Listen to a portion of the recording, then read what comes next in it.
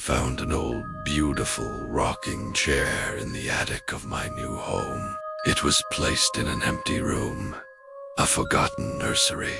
It wasn't just furniture.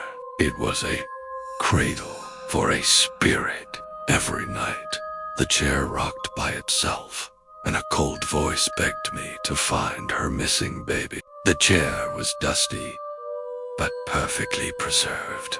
When I touched it, an immediate, intense coldness rushed into my hand. I decided to move it down to the living room. I was watching TV when I heard it. A rhythmic, heavy creak. Dock, dock. Creak. Dock, creak.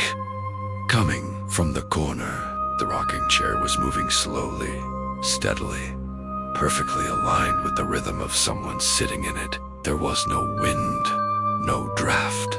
The moment I stood up, the chair stopped rocking, but the scent was unmistakable.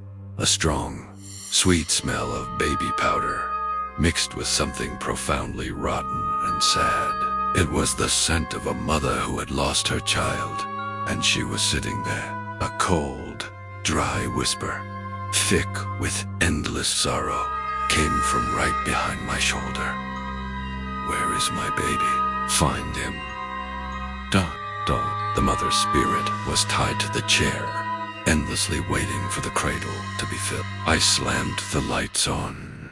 On the chair's velvet cushion, there was a deep, perfect indentation, the shape of a seated person rapidly rising and disappearing. She had been there moments ago, and the imprint of her physical presence was fading. I found the house's tragic history. A mother had lost her infant to SIDS decades ago. She was found days later in that very nursery, still rocking the empty chair. Her grief was so immense, it had trapped her spirit in her desire for the child's return. I immediately moved the rocking chair back to the attic, covering it with a heavy tarp. I left the nursery empty. I learned that day, the objects we leave behind can become anchors for the spirits of the heartbroken.